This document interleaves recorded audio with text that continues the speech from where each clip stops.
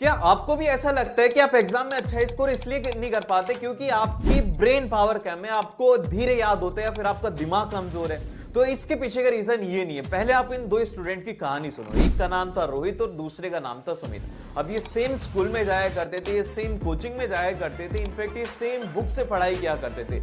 लेकिन सबसे बड़ा ट्विस्ट यहाँ पर ये था कि जो रोहित था ना, दिन में 6 घंटे पढ़ाई करता था और वहीं पे जो सुमित था ना, वो तो इससे कम पढ़ाई करता था, केवल और केवल 2 से 3 घंटे पढ़ाई करता था।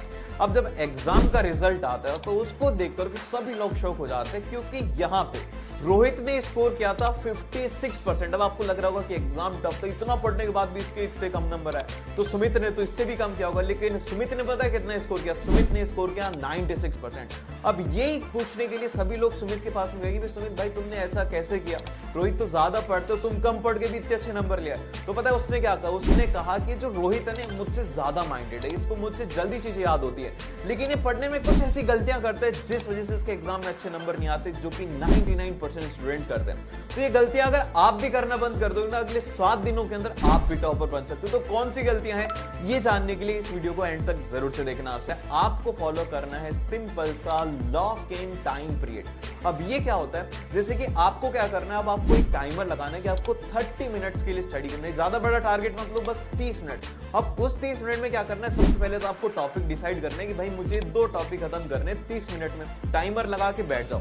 अब आप जब पढ़ाई करें ना, तो आपके पास में कोई भी डिस्ट्रैक्शन नहीं होना है कि अपने रूम को लॉक करके पढ़ने के लिए बैठ जाओ। इससे होगा कि आपका जो माइंड है ना, वो पूरे तरीके से पढ़ाई पे फोकस कर पाएगा। अब पहले क्या होता था कि आप बार बार डिस्ट्रैक्ट हो जाते थे, अब आपको क्या होगा कि आप जो 2 घंटे में पढ़ाई कर पाते थे ना, उसको आप 30 मिनट्स में कर पाएंगे, क्योंकि आपका उसमें फोकस ज्यादा रहेगा। और अब इसके बाद में नंबर 2 मिस्टेक, अगर आपको भी ये लगता है ना कि आप एग्जाम में इसलिए भूल जाते हैं क्योंकि आपकी माइंड पावर कम है या फिर आपकी मेमोरी पावर कम है, बिल्कुल गलत है। इसमें सबसे बड़ी गलती है आपके पढ़ने के तरीके की। इस कारण से आप एग्जाम में भूलते हैं। तो आप पढ़ना कैसे? देखो भाई, मैं आपको बताता हूं। अगर आप कोई भी एक चैप्टर स्टडी कर रहे हो तो सबसे पहले उसको अच्छे से डिटेल के अंदर पढ़ाई करो, नोट्स को एक बार अच्छे से रीड करो। अब नोट्स को रीड करने के बाद में 5 से 10 मिनट बाद आपको क्या करना है? अब आपको एक ब्लैंक पेपर लेकर के जो भी आपको याद आ रहा है वो उसमें लिखना है, और आपको लग रहा है कि जो चीज आप भूल रहे हैं उसको उसी टाइम में आपको रिवाइज करना है। अब इतने से काम नहीं चलेगा, अब आपको क्या करना है? उसके क्वेश्चंस की प्रैक्टिस करनी है। हर दिन अगर आपको किसी भी एग्जाम को क्लियर करना है तो कम से कम 20 से 30 क्वेश्चन करने हैं, क्योंकि क्वेश्चन सॉल्व करने से हमें पता लगेगा